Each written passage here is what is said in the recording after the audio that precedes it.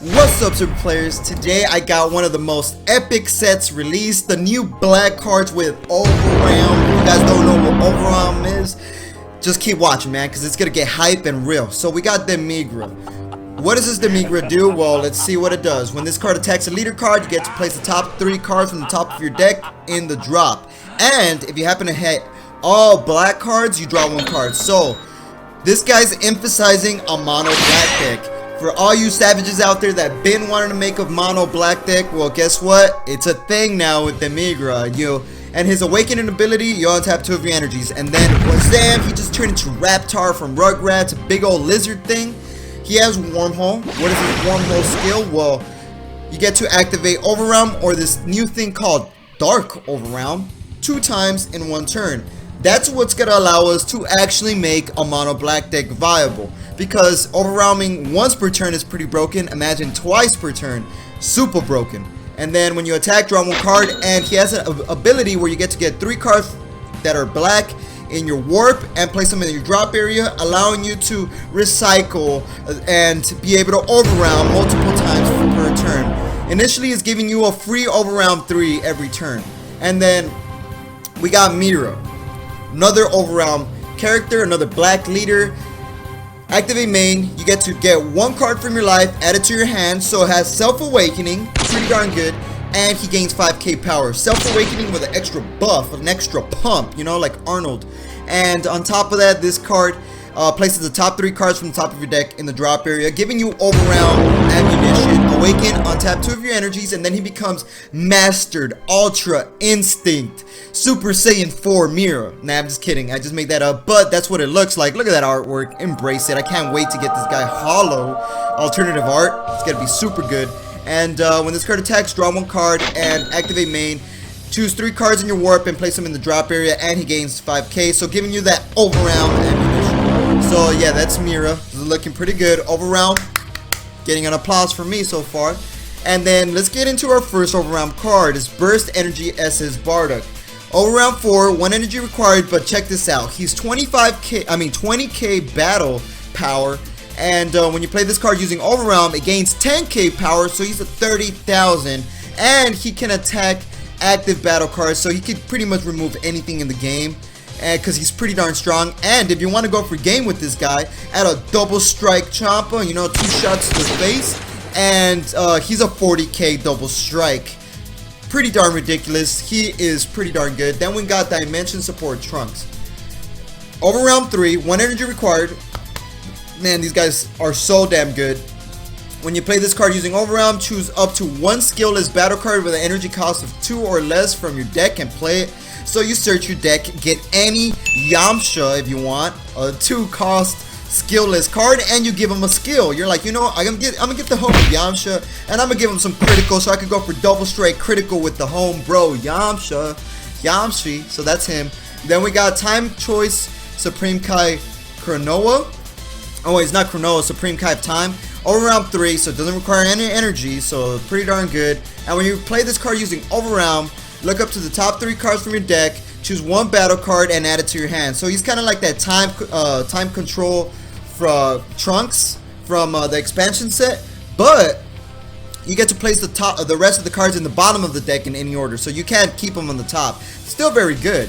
And then this is that fire card. This is that card you're gonna want to have, especially if you play against a lot of Shugesh players and a lot of yellow. He has the flex, so Cold Bloodless doesn't work on him because it cannot be affected by counter plays. And when you play this card, you draw 1 card, so you also plus a little bit. And on top of that, it's a super combo that, it stops super combos like Shugesh that allow you to play anything. So I'm definitely running this card because I just don't want to see a Shugesh, because that's kind of unfair sometimes. And then we got Dark Control Demon God Demigra. This is the first Demigra card. Let's see if he lives up to the hype. It's the first card that has Dark Overwhelm. It's Dark Overwhelm 4, so you need at least 4 cards that are black cards in the drop area to do the Dark Overwhelm effect. That's what this requires. And 3 energies, and you get to do the Dark Overwhelm because you have black cards, right? And when this card attacks, you choose 1 card from their hand, send it to the warp, and if it happened to be a battle card that you sent to the warp, you get to combo with it when you attack. Pretty darn sexy, pretty darn good. And combining this with Hero Degron, the new card that when it attacks, you get one card from your opponent's hand and place it in the top of their deck. Pretty darn broken. A lot of getting your opponent's hand, and yeah, that's that. And then we got Heavenly Wizard Demigra. When he's looking like fly, you know, he's about to hit the casino or whatever with his slick back hair. We got him. And during your turn, when you combo with this card, if your opponent has 3 or less energies, you get to KO one of your opponent's battle cards, ignoring barrier as well. That's 30k or less power. That's pretty much every battle card, and usually it can be good or bad. Obviously, if you draw them late game, it's a horrible card, but if you draw them early game, you pretty much KO anything. And this card is one of those tricky cards to add to a deck. And then Invasive Power Mirror, man. All these cards are looking crispy. Hit that like button for this overround mayhemness, because these cards are just getting better and better as we go. Invasive Power Mirror, overround 5, 1 energy required, a double strike, 25k. That's all you gotta know. He's a buffed ass character. And then we got Dark Absorption Mirror, overround 3, doesn't require any energy, but it has Union Absorb for 4 energy. And what it does is you get a Toa from your warp, put it under this card. Only if your leader is an android or a Toa, and then you get one Toa or Mira with an energy cost of 7 in your hand or warp, and place it on top of this card in active mode. Maybe the new SRs coming out are going to be one of those criteria to hit, but it's an overround with Union Absorb. Pretty interesting right there. And then we got Umbra Invitation Toa, our first Toa card, and it has Dark Overround, so you need at least 4 cards that are black in the overround, 1 energy required. And when you play this card, choose one of your opponent's battle cards in your opponent's area with a 3 cost or less energy and gain control of it. So it's like a mind control, take over your opponent's cards. Pretty interesting. A lot of taking cards from your opponent with Toa. And then we got Dark Rejuvenator Toa, overround 3, 1 energy required. And when you play this card using overround, choose one of your battle cards with an energy cost of 2 or less and switch it to active mode. So it restands. It's alright. It's not looking like the best card. And then we got another Dark Overround. Never seen this guy in my life, but he's looking like a straight demon. And Dark Overround 2. I guess he's just the Dark Overround 2 card. Whatever. And then we got Gravy. Keeping it gravy, you know, like Ed, and Eddie status. Ed. And when you attack or combo with this card, if your leader card is black, choose up to 2 cards in your warp and place them in the drop area. So it's looking like a lot of overround ammunition. And let's keep rolling and scrolling with this overround mayhemness. And Fridge Blast Poutine. And the art's looking clean right here. And overround 3, Dark Overround 3. So you need at least 3 cards that are black in the overround to overround. And when you play this card, you choose up to 1 Demigra with an energy cost of 4 or less from your deck and add it to your hand. So pretty good overround search Demigra if you're making a specific Demigra deck. And I can see this card being very usable. And then Poutine, the Demigra's Thrall. Blocker, 1 energy. And when you play this card, if your leader is Demigra, place the top 2 cards from the top of your deck in the drop area, allowing you to use overround higher cost very early game. Very useful for Demigra right here. And then we got Time Trauma Mass Saiyan. I guess he's getting flashbacks from when he was overwhelming a lot, you know. And when you play this card, if your leader is black, you may choose 2 cards in your life, add them to your hand, so he's good for awakening.